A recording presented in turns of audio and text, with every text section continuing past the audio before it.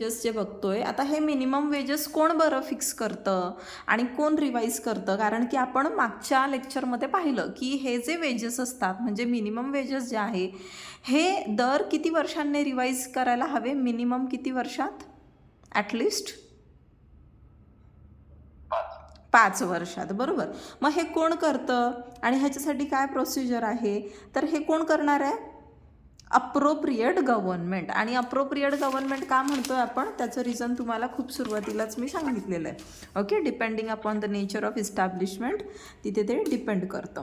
So याच्याकरता मग appropriate government काय करतं? एकतर कमिटीज किंवा सब कमिटीज जर तशी गरज भासली तर त्या ठिकाणी ह्यांची अपॉइंटमेंट जी आहे होत असते. आता ही अपॉइंटमेंट कशासाठी होत असते? तर इट इज टू होल्ड एन्क्वायरीज आणि त्यांना गव्हर्नमेंटला जे आहे त्या संदर्भात ॲडवाईज करावं त्यांनी. म्हणजे काय सिनारिओ आहे, कुठल्या इंडस्ट्रीमध्ये इस्टॅब्लिशमेंटमध्ये कसं आहे वगैरे वगैरे, the nature of work, the kind of inflation and वगैरे वगैरे, सगळं हे सगळं स्टडी करून म्हणजे कमिटीज हे सगळं काम करत असतात.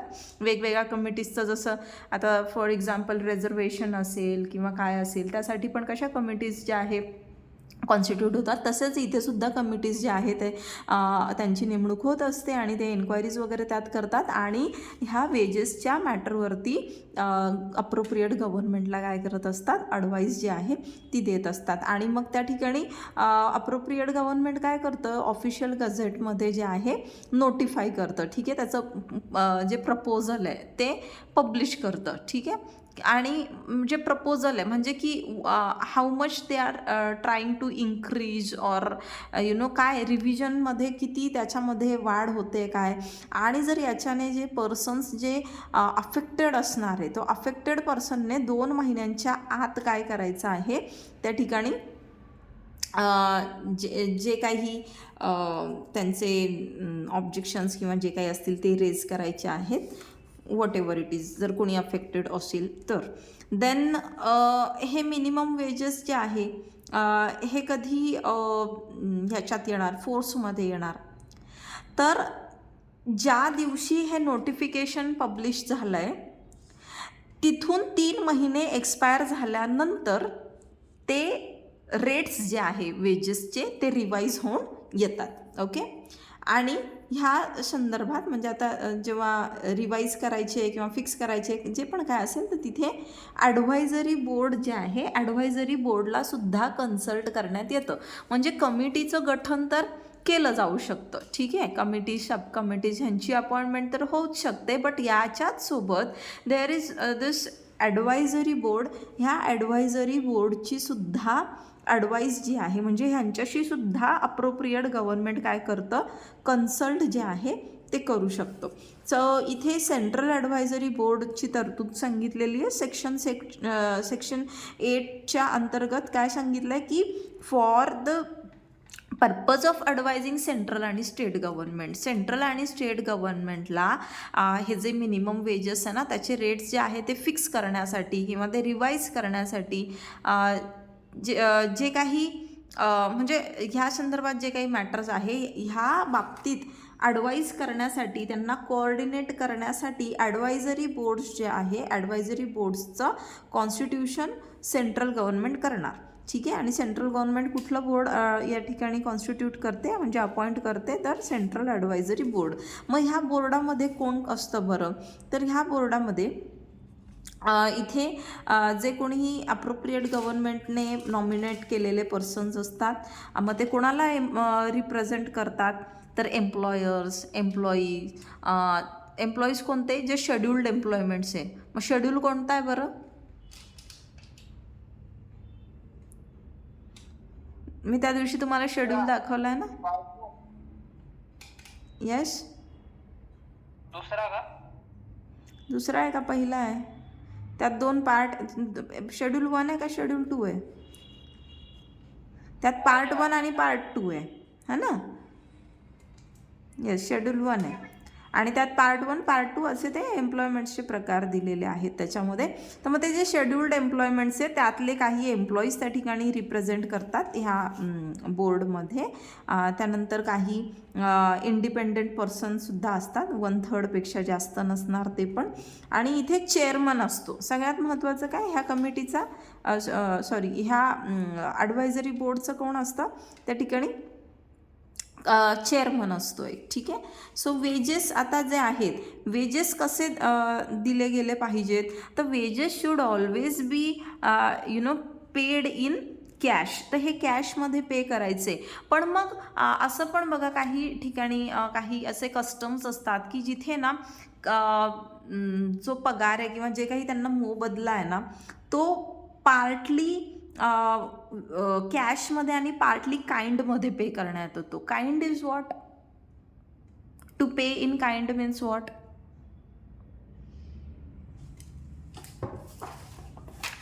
वस्तूच्या स्वरूपात है ना. असं वस्तूच्या स्वरूपात आपण काय बरं याचं उदाहरण घेऊ शकतो. हां, हे बघा आता, म्हणजे I am just trying to give you one example of this kind. आता आमची शेती होती, त्या शेतीमध्ये ना जेव्हा पण भुईमुग लावला जायचा, मग तो भुईमुग काढण्यासाठी ना लेबर्स जे आहे, म्हणजे हे जे बायका आहेत त्या बायका त्या ठिकाणी कामाला यायच्या. मग दिवसभर काम केलं की जेवढा पण भुईमुग काढलेला आहे तो भुईमुग आहे ना, त्या भुईमुगाचा असा मोठा आहे ना, असा ढेर जो आहे, म्हणजे असं दिस काइंड ऑफ असं ते असे सगळं तिथे ठेवला जायचा. आणि त्याच्यातनं आहे ना असे छोटे छोटे ना वाटे काढले जायचे. ठीक आहे, इक्वल प्रपोर्शनमध्ये जितक्या नंबर ऑफ त्या बायका असणार तितकं काढलं जायचं. आणि त्यांच्या त्या रोजासोबत त्यांना तो भुईमुगाचा हा वाटा जो आहे ना हा पण दिला जात होता. म्हणजे काय, आता त्यांना जे काही त्यावेळेला 30-40 रुपये रोज होता तो प्लस आता हे जे भुईमुग, म्हणजे ह्या ज्या भुईमुगाच्या शेंगा त्यांना दिला जात होता, हे काय झालं, this is in cash. This amount was been paid to them in cash. And हे जे काही शेअर हा काही सगळ्यांना त्या ठिकाणी दिला जात होता, हा काय झाला, काइंड. आणि ही अशी म्हणजे आता तुम्ही तुमची पण शेती वगैरे असेलच कोणाची ना कोणाची. अच्छा अच्छा. हा, म्हणजे ज्या त्या भागामध्ये ना अशा त्या कस्टम्स असतात. जर तुमचे म्हणजे जर तिथले कस्टम्स जे आहे, जे कस्टमरी लॉज आहे, त्या कस्टम्समध्ये जर पार्टली कॅश आणि पार्टली काइंड देत असतील तर तसं सुद्धा व्हॅलिड असणार आहे. पण पूर्ण पेमेंट काइंडमध्ये is not allowed. It has been prohibited. Why? Very simple. Why? हां, म्हणजे ते तेव्हा पूर्वी बार्टर वगैरे होत होतं. बट नाव वाय, म्हणजे एम्प्लॉयमेंटच्या संदर्भात आता पूर्ण काइंडमध्ये पे करणं का बरं प्रोहिबिट करण्यात आलं आहे?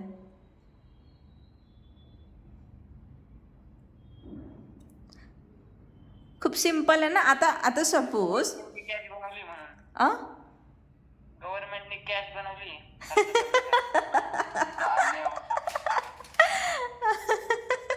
गोविंद, म्हणजे मग त्या हिशोबाने आपल्या नाशिकमध्ये नोट प्रेस आहे, मग नाशिकमध्ये सगळ्यांना नोटाच वाटला पाहिजे. काय म्हणताय Thombare sir?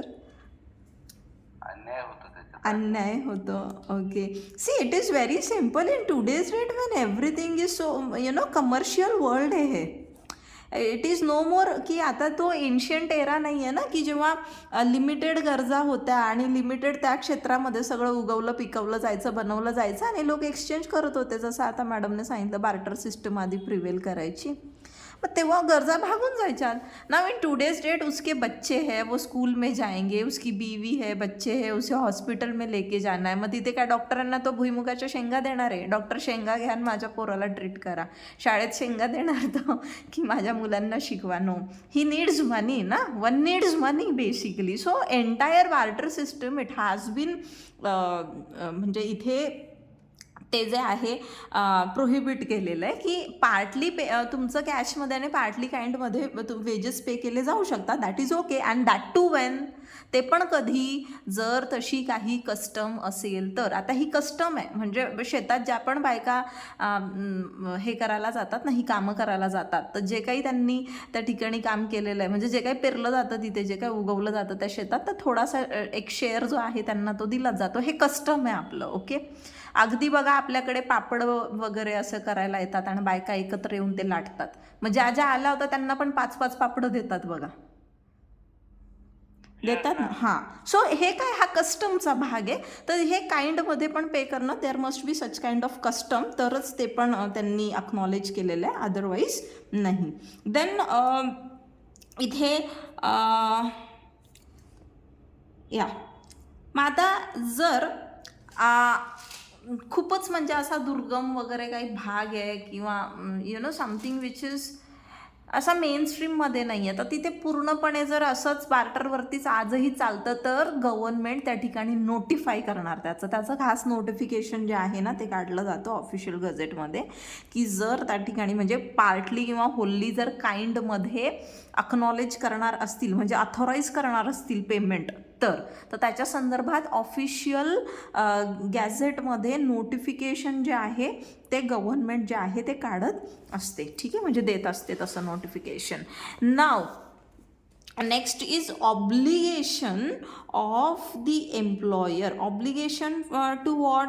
To pay the minimum rates of wages. आता इथे प्रत्येक एम्प्लॉयरला, जे शेड्युल्ड एम्प्लॉयमेंट आहे, त्या शेड्युल्ड एम्प्लॉयमेंटमधल्या प्रत्येक एम्प्लॉयरला less than minimum rate of wages जे फिक्स करण्यात आलेले आहे थ्रू नोटिफिकेशन, गव्हर्नमेंटने जे फिक्स केलं आहे त्यापेक्षा कमी देऊ शकत नाही. ओके. अदरवाईज त्याला पिनलाइज करण्यात आलेलं आहे. आणि त्यासोबतच हे जे शेड्युल्ड एम्प्लॉयमेंट आहे, जिथे minimum rates of wedges fix करण्यात आलेले आहेत, तिथे कामाचे ताससुद्धा जे आहे हे फिक्स केले जाणार. त्यानंतर त्यांचे रेस्टिंग पिरियड, त्यांना वीकली ऑफ, हे जे सगळं आपण फॅक्टरीज ॲक्टमध्ये वगैरे बघितलं. ओव्हर टाईमचे रेट वगैरे जे आहे हे सगळं फिक्स केलं जाणार. आणि ओव्हर टाईम जो आहे आपण फॅक्टरीज ॲक्टमध्ये पाहिला होता, तो कसा असतो, त्याचं पेमेंट डबल असतं. Yes, it is double the wages what you ordinarily get. Okay. So हे त्याचे आर्स वगैरे पण फिक्स केले जातात. नाव आता सपोज की एखादा वर्कर आहे, त्याने त्याचा लेस दॅन नॉर्मल वर्किंग डेज जे आहे त्याच्यापेक्षा कमी त्याने काम केलेलं आहे, आणि मग आता त्याचं जे पेमेंट आलेलं आहे that is less than that of minimum wedges. म्हणजे समजा मिनिमम वेजेस की चला 3,000 रुपये महिना असं समजा फिक्स केलेलं आहे. असं आपण फक्त उदाहरण घेतो आहे, असं फिक्स नाही केलेलं आहे. बट जस्ट एखाद्या इस्टॅब्लिशमेंटसाठी जर 3,000 रुपये हा मिनिमम वेज जो आहे तो अप्रोप्रिएट गव्हर्नमेंटने डिसाईड केला आहे. आता त्या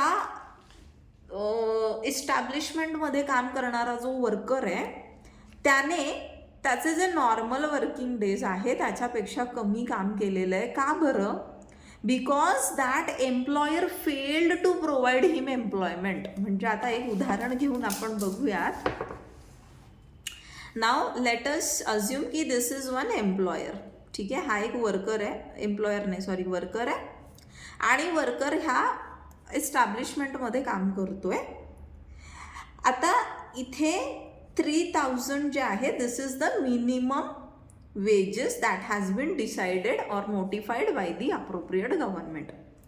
आता ह्या इस्टॅब्लिशमेंटचा हा जो एम्प्लॉयर आहे, ओके, दिस फेलो, तर this person has failed to provide this person employment for the entire month. आणि समजा याचे इथे 2 दिवस जे आहे ह्याला 2 दिवसांसाठी कामच देऊ नाही शकला, मग 2 दिवसाचे ह्याचे 100 रुपये कमी झाले, म्हणजे 2800. मग आता इथे जाणीवपूर्वक असंही करू शकतो एम्प्लॉयर की मुद्दाम काम असतानाही देत नाही आहे, because he wants to deduct his salary or something like that. So what here it has been said by this particular section, that is section 15. तो सेक्शन 15 इट सेज की when the employer has failed to provide employment to the worker किती काळासाठी, एक normal म्हणजे works for less than normal working day. आता normal working day जर समजा 8 तासांचा आहे आणि त्याने 5च तासांचं जे आहे त्याला काम जे आहे दिलेलं आहे आणि 2-3 दिवसांसाठी असंच झालं की 5च तासाचं काम आहे, पुढे कामच नाही पुढचे 3-3 तास. ठीक आहे. सो जरी त्याचे 5च तास भरले, पुढचे 3 तास भरलेले नाही आहेत, तरी that employer is bound to pay him for the entire day. का? कारण की त्याचे मिनिमम वेजेस म्हणजे जर दिवसाला 100 रुपये ठरवलेले आहे 8 तासांचे.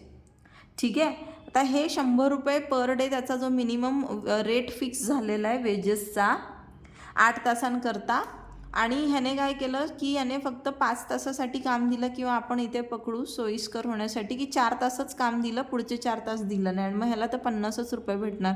What about the remaining 50 rupees? मग employer is bound to pay him for the entire day.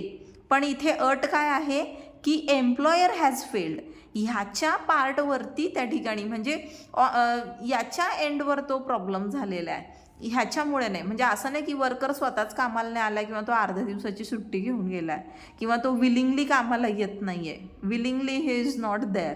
Okay, तेव्हा नाही, जेव्हा एम्प्लॉयर स्वतः फेल झालेला आहे. कळलं आहे?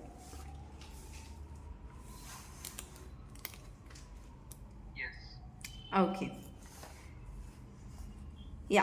सो नाव हिअर यांना रजिस्टर्स जे आहे एम्प्लॉईजचे अगेन हे मेंटेन करायला लागतात. त्यांनी किती वर्क परफॉर्म केलं, त्यांना वेजेस किती पे करण्यात आले, त्याच्या रिसिट्स ज्या आहे, पेमेंट्स ज्या आहे, सगळं मेंटेन करणं. This is the job of every employer. Okay, प्रत्येक एम्प्लॉयरला अशा पद्धतीचा रेकॉर्ड, अशा पद्धतीचं रजिस्टर ज्याच्यामध्ये हे सगळे रेकॉर्ड्स मेंटेन असणार आहे की त्या एम्प्लॉईचं नाव, गाव, वय, त्याने काम काय केलं, त्याला पगार किती दिला, त्याचे दिवस किती भरले, त्याने एका दिवसात किती तास काम केलं, वगैरे वगैरे वगैरे, त्याने OT केलेला असेल तर OT किती केलेला आहे, and so on. Such details they have to be maintained in a record register. Now enforcement of this act. So section 19 it provides for the appointment of inspectors. आता ह्या ॲक्टला एन्फोर्स कोण करणार ना, नेमकं कोण बघणार की ते कशा पद्धतीने पेमेंट दिलं जातं आहे. आता त्या लेबर्सला तर बिचारांना माहीतच नसतं, त्यांचे ना हक्क अधिकार त्यांना काय माहीतच नसतात, तर त्यांना तर इझिली कोणी पण एक्सप्लॉइट करू शकतो. सो फॉर दिस पर्पज इन्स्पेक्टरची अपॉइंटमेंट जी आहे या ठिकाणी केली जाते. ओके, स्टेट गव्हर्नमेंट या ठिकाणी जे आहे त्यांचं लोकल लिमिट्स जे आहे ह्या इन्स्पेक्टर्सचं ते डिफाईन करत असतं की काय कुठल्या ज्युरिस्डिक्शनमध्ये ते काम करणार. मग ह्या इन्स्पेक्टर्सला पॉवर्स काय काय असतात, तर हा रिझनेबल आवर्समध्ये हा कुठल्याही प्रिमायसेसमध्ये किंवा प्लेसमध्ये जिथे एम्प्लॉईज जे आहे they are employed for work, म्हणजे कुठल्याही इस्टॅब्लिशमेंटमध्ये जिथे काम चालतं आहे, ठीक आहे, जिथे हे लेबर जे आहे काम करत असतात, तर तिथे तो काय करू शकतो, एंटर करू शकतो. For what purpose? For the purpose of inspection. तो इन्स्पेक्टर आहे म्हणजे तो काय करणार आहे, ऑब्व्हियसली इन्स्पेक्शन करणार ना. काय इन्स्पेक्ट करेल बरं तो? बरोबर वेजेस दिले जात आहे का नाही, अजून एक्सप्लॉयटेशन केलं जात आहे का नाही. एक्सप्लॉयटेशन तर नाही होते ना, केलं जातंय का नाही, नाही केलं जातंय का नाही म्हणजे ते करायचं का?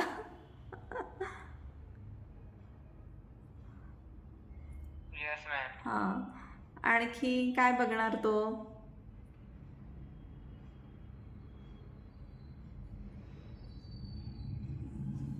रेकॉर्ड रजिस्टर वगैरे बघणार की नाही, तपासणार की नाही?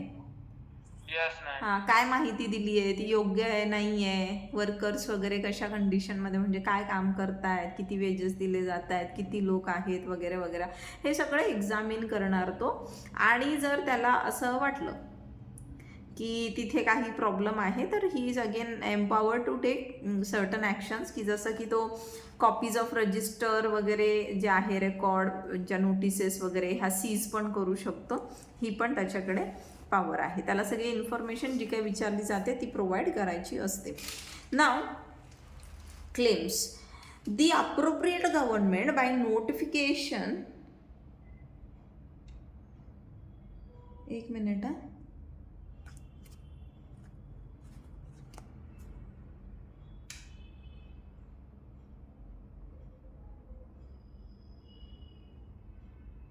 okay, yeah. So the appropriate government by notification in the official gazette हे काय करणार, कमिशनर फॉर एम्प्लॉईज कंपन्सेशन और any other specified officer of central government किंवा स्टेट गव्हर्नमेंट ह्याची अपॉइंटमेंट करणार. कशासाठी, to hear and decide for any specified area all claims arising out of payment of less than minimum rates of wages in respect of the payment of remuneration. ठीक आहे, जे काही जेवढे काही दिवस असतील किंवा काय ओव्हर टाईम वगैरे जे काय असेल. म्हणजे आता इथे जे काही क्लेम्स आहे, आता सपोज त्या ठिकाणी कुठला वर्कर आहे किंवा काही एम्प्लॉईज आहे तर त्यांना लेस दॅन मिनिमम वेजेसचे जे काही रेट्स आहेत त्याच्यापेक्षा लेस पे करण्यात आलेलं आहे. सो हे सगळे यांचे क्लेम्स जे आहे ह्याच्यामध्ये जे आहे to enquire into this matter, मग to hear these matters rather कोणाची अपॉइंटमेंट करण्यात येते, कुठलाही जो कमिशनर फॉर एम्प्लॉईज कंपन्सेशन किंवा दुसरा कुठलाही ऑफिसर सेंट्रल गव्हर्नमेंट किंवा स्टेट गव्हर्नमेंटने अपॉइंट केलेला असेल तर तो या ठिकाणी एम्पॉवर्ड आहे, म्हणजे त्याला ती authority, he is authorised to hear this matters. कोण, कमिशनर फॉर एम्प्लॉईज कंपन्सेशन. आता कमिशनर फॉर एम्प्लॉईज कंपन्सेशन ना, जो एम्प्लॉईज कंपन्सेशन ॲक्ट आहे आपला, तर त्या ॲक्टच्या अंतर्गत आपण बघणार की या ठिकाणी तो जो एक कमिशनरची म्हणजे अपॉइंटमेंट जी आहे ती होत असते, ती त्याचं जॉब प्रोफाईल सगळं तो आपण तिथे डिस्कस करणार आहे. बट त्याचीच अपॉइंटमेंट जी आहे, हे जे क्लेम्स असतात की कमी पे केलं आहे, तर तोच कमिशनर फॉर एम्प्लॉईज कंपन्सेशन जो आहे ना, तोच हे सुद्धा क्लेम्स जे आहे ते हिअर डिसाईड करत असतो. कळलं आहे? हां, मग आता हे जे क्लेम्स आहेत, हे क्लेम्स कधी बरं करायचे, याला काही लिमिटेशन पिरियड आहे का? कारण की limitation is the very essence of law. हां, तुम्हाला कुठलं पण म्हणजे सूट ॲक्शन वगैरे काही घ्यायची असेल तो you need to file that, you need to approach the court or the tribunal or whatever authority has been designated within time limit. आणि त्याच्याकरता टाईम लिमिट इथं किती आहे की 6 महिन्यांच्या आत तुम्ही ॲप्लिकेशन जे आहे ते करायचं आहे. म्हणजे ज्या दिवसाला तुम्हाला कमी असं पे जे आहे पेमेंट करण्यात आलेलं आहे, less than the minimum rates of wages, तर तिथून 6 महिने की ज्या दिवसाला ते पेएबल. आता सपोज एखाद्या व्यक्तीला त्याला दर महिन्याला म्हणजे मागच्या महिन्याचं काम जे आहे ते त्याचं पेमेंट जर पुढच्या महिन्याच्या 10 तारखेला होतं आहे, म्हणजे ह्या 10 तारखेला ॲक्च्युली त्याने काम कधीपर्यंत केलं आहे, मागच्या महिन्याच्या 1 तारखेपासून 30 किंवा 31 जी पण तारीख असेल,